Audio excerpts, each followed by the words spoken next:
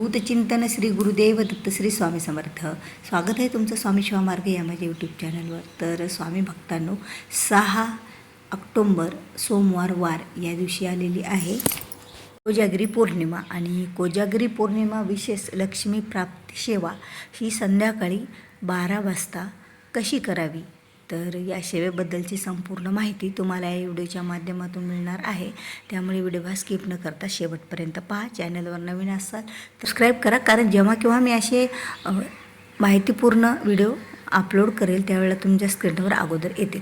तर जी कोजागिरी पौर्णिमा आहे, तर या कोजागिरी पौर्णिमेच्या दिवशी एक पाट किंवा चौरंग घ्यावा, त्यावर लाल वस्त्र अंथरावं आणि त्या लाल वस्त्रावर पाट्याच्या मध्यभागी एक तांदूळ टाकावे आणि तांदूळावर एक कलश स्थापन करावा आणि त्या कलशामध्ये पैसा सुपारी टाकावी आणि कलश भरून पाणी टाकावं आणि त्यानंतर त्या कलशावर एक आंब्याची ढाळी ठेवून द्यावी, म्हणजे एक आंब्याची फांदी थोडी छोटी, आणि त्यामध्ये हळदी कुंकू अक्षता आणि एक फूल अर्पण करावं आणि त्या तांब्याच्या सभोवताली त्याच्या गळ्याला म्हणजे मानेला 5 पदरी दोरा गुंडाळावा. आता हे झालं इंद्राचं प्रतीक. आता इंद्राचं प्रतीक झालं आणि त्यानंतर आता माता लक्ष्मी, कुबेर देवता आणि चंद्रदेवता ह्याची पूजा कशी करावी, तर बघा, एका जोड पानावर तुम्ही पूजेला बसताल त्याच्या डाव्या साईडला जोड पानावर एक सुपारी ठेवावी आणि तुमच्या घरात जर श्रीयंत्र असेल तर ते ठेवावं. म्हणजे त्या जोड पानावरची सुपारी आणि श्रीयंत्र म्हणजे लक्ष्मीचं प्रतीक, त्याचीसुद्धा हळदी कुंकू अक्षदा एखादं फूल अर्पण करावं. ओम महालक्ष्मी नमः, ओम महालक्ष्मी नमः असं म्हणत त्या सुपारी स्वरूपातील माता लक्ष्मी आणि त्याचबरोबर श्रीयंत्राची सुद्धा पूजा करून घ्यावी. आता ही झाली माता लक्ष्मीची पूजा. मग आपल्या उजव्या बाजूला, म्हणजे आता पूजेला आपण बसलेलो आहोत, आपल्यासमोर पाट टाकला, पाटावर ते सगळं साहित्य ठेवलेलं आहे, तर आपल्या उजव्या बाजूला परत 2 जोडपानावर, म्हणजे जोडपान नागविलीचं जोडपान म्हणजे 2 पानं आणि त्यावर सुपारी ठेवावी. सुपारीच्या पुढे तुमच्या घरात जर कुबेर यंत्र असेल तर कुबेर यंत्र ठेवावं किंवा कुबेर स्वरूपातच ती सुपारी म्हणून त्या कुबेराची सुद्धा पूजा करावी. अगोदर सुपारीला गंध लावा. ओम कुबेर देवताय नमः गंधम समर्पयामी. नंतर त्यांना अक्षदा अर्पण कराव्या. ओम कुबेर देवताय नमः अलंकारार्थन अक्षदाम समर्पयामी. त्यानंतर हळद आणि कुंकू अर्पण करा. ओम कुबेर देवताय नमः हरिद्रम कुंकुम सौभाग्य द्रव्यानी समर्पयामी. त्यानंतर पुष्प अर्पण करावं, म्हणजे फुल अर्पण करावं. ओम कुबेर देवताभे नमः ऋतुकारोद्भम पुष्पम समर्पयामी. मग धूप आणि दीप वाळवा, म्हणजे ओम कुबेर देवताय नमः धूपमाग्रयामी दीपम दर्शयामी. अशीच पूजा मंत्रस्तोत्र म्हणत लक्ष्मी मातेची करायची आणि नंतर कुबेर देवताची करायची. त्यानंतर ह्या दोन्हीच्या मध्यभागी चंद्रदेवता काढायचा. आता चंद्रदेवता कशाने काढायचं आहे, तर चंद्रदेवता हे आपल्याला गंधानं काढायचे आहेत. आता तुम्हाला त्या पूजेच्या मध्यभागी फुलं सभोवताली लावलेली व्हाईट पांढऱ्या कलरची आणि मध्यभागी गंधाने मी चंद्र काढलेला आहे.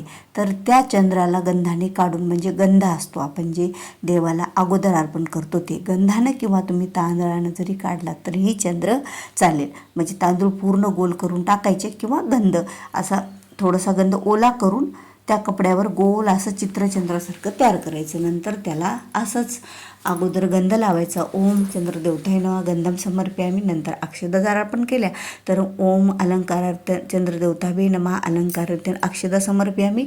नंतर चंद्रदेवताभे नमः हरिद्रम कुंकुम सौभाग्य द्रव्याने समर्पयामी असं म्हणत हळदी कुंकू अर्पण करायचं. नंतर चंद्रदेवताभे नमः ऋतुकारोद्भम पुष्पम समर्पयामी म्हणत एक पांढरं फूल अर्पण करायचं. त्यानंतर धूपमाग्रयामी आणि दीपम दर्शयामी, म्हणजे धूप वाळायचा आणि दीप दाखवायचा.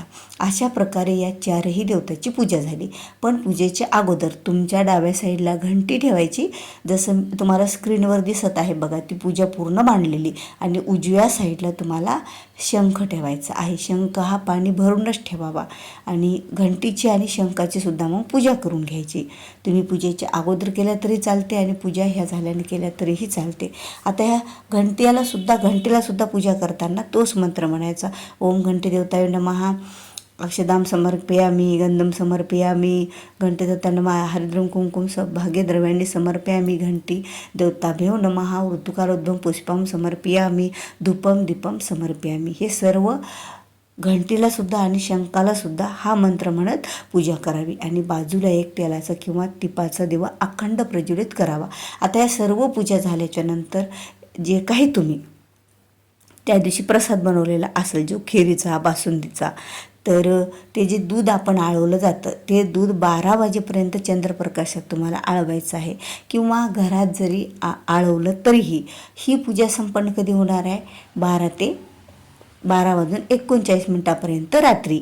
तर ही रात्रीच पूजा केली जाते. चंद्रदेवता, इंद्रदेवता, कुबेरदेवता, माता लक्ष्मी. कारण असं म्हटलं जाते की हे 4 जण पृथ्वी तलावर येतात.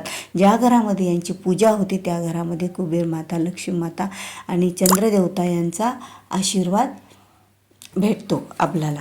तर अशा प्रकारे ही जी पूजा आहे तर ती करायची आहे. आता जे दूध आळवलेलं आहे बघा, मी बाजूला तुम्हाला पातेलं दिसत आहे, त्या पूजेच्या वेळेला म्हणजे 12 ते 12:15, 12:20 हे चंद्रप्रकाशामध्ये दूध ठेवावं. त्यानंतर पूजा होत आली की दूध आपल्याला आणायचं आहे आणि त्या दुधातलं जे आळवलेलं दूध आहे, खीर, प्रसाद, तुम्ही बासुंदी जे केलं असेल ते, त्याला एका वाटीमध्ये त्या सर्व पूजेच्या समोर एका पाटावर किंवा चौरंगावर ठेवावं. त्याच्या खाली भरीव चौकोन पाण्याने काढावा, म्हणजे बोटाने पाणी घेऊन भरीव चौकोन काढावा. त्यानंतर तुळशीचं पत्र अगोदरच दुपारी तोडून ठेवलेले असावे, कारण रात्री तुळस तोडत नसतात, त्यामुळे त्याच्या सभोवताली पाणी फिरवा. ओम चंद्रदेवताय ओम ओम तत्सवितुर्वरेण्यं भर्गो देवस्य धीमहि धियो यो नः प्रचोदयात्, असं 3 वेळा तुळशीपत्रानं पाणी फिरवावं. त्यानंतर ओम प्राणाय स्वाम, आपणाय स्वाम, व्यानाय स्वाम, उदानाय स्वाम, समानाय स्वाम असं म्हणत 5 घासं खाऊ घालावे. म्हणजे कसं खाऊ घालायचं? तर जी वाटी तुम्हाला दिसायली मी समोर प्रसादाची ठेवलेली, त्या वाटीच्या सभोवताली ज्या तुळशीपत्रानं पाणी फिरवलं ते तुळशीपत्र समोर ठेवलं. दुसरं तुळशीपत्र घ्यायचं. आता त्या वाटीपासून त्या ज्या आपण पूजा केली त्या चौरंगापर्यंत आपल्याला हात असा न्यायचा आहे. म्हणजे वाटीपासून चौरंगापर्यंत. ओम प्राणाय स्वाम, आपणाय स्वाम, व्यानाय स्वाम, उदानाय स्वाम, ओम समानाय स्वाहा. समानाय स्वाहा म्हणलं की ओम अमृतत्वायम स्वाहा असं म्हणलं की ते तुळशीचं पत्र त्या चौरंगावर ठेवून द्यायचं आपल्या पूजेच्या. म्हणजे आपले 5 घासे देवाला खाऊ घालणं झाले. त्यानंतर असंच 3 वेळा गायत्री मंत्र म्हणत पाणी फिरवायचं, 5 घास असेच मंत्र म्हणत हेच खाऊ घालायचे. म्हणजे आपण 10 घास देवांना खाऊ घातले. आता हा जे खिरीचा नैवेद्य आहे, प्रसादाचा नैवेद्य आहे, ते सगळ्या दुधामध्ये मिक्स करायचं आणि घरातल्या सर्वांनी चमचा हे दूध आपल्याला घ्यायचं हातावर. कारण रात्री असते आणि रात्री जर आपण जास्त भरपूर दुधाचे पदार्थ 12च्या नंतर खाल्ले तर ते पचन होत नाहीत. जेवढं शक्य ज्याला पचन होते ते खाऊ शकतात, असं काही नाही आहे. आणि यानंतर आपल्या सेवेला सुरुवात करायची. आता ही झाली पूजा. तर सेवा काय करायच्यात बघा. तर सेवा अगोदर तुम्हाला याच्यामध्ये व्यंकटेश स्तोत्र म्हणायचं. त्यानंतर तुम्ही लक्ष्मी मातेचं मंत्र म्हणायचा, लक्ष्मी गायत्री मंत्र. त्यानंतर विष्णू गायत्री मंत्र. आता लक्ष्मी गायत्री मंत्र. ओम महालक्ष्मीची विद्महे विष्णू पत्नीची धीमहि तन्नो लक्ष्मी प्रचोदयात्, हा लक्ष्मी गायत्री मंत्राची 1 माळ. नंतर विष्णू गायत्री मंत्र. ओम नारायणाय विद्महे वासुदेवाय धीमहि तन्नो विष्णू प्रचोदयात्, हा मंत्र नारायण म्हणजे विष्णू गायत्री मंत्र, नारायणाचा मंत्र. त्यानंतर ओम चंद्रदेवताभ्ये नमः याची 1 माळ.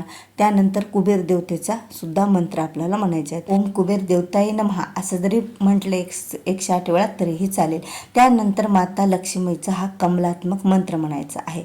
तो म्हणजे ओम श्रीं ह्रीं शर्मे कमले कमलालय प्रसिद्ध श्रीं ह्रीं श्रीं महालक्ष्मी नमः, हा सुद्धा मंत्र 1 माळ करायची. त्यानंतर विष्णू सहस्त्रनाम 1 वेळा वाचन करायचं. ह्या संपूर्ण सेवा करून घ्यायच्या.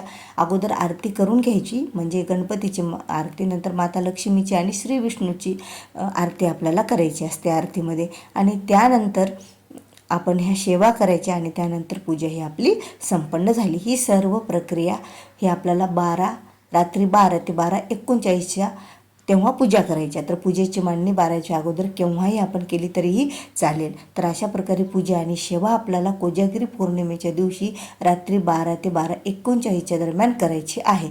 जर तुम्हाला व्हिडिओमधील माहिती आवडली असेल तर व्हिडिओला लाईक करा. जास्तीत जास्त तुमच्या मित्रपरिवारापर्यंत हा व्हिडिओ शेअर करा, जेणेकरून त्यांनासुद्धा या पूजेची मांडणी सेवा कशी करावी, पूजा याबद्दलची माहिती मिळेल. आणि जर चॅनलवर नवीन असाल तर चॅनलला सबस्क्राईब करा. भेटूया पुन्हा अशाच एका नवीन माहितीपूर्ण व्हिडिओसोबत. तोपर्यंत श्री स्वामी समर्थ.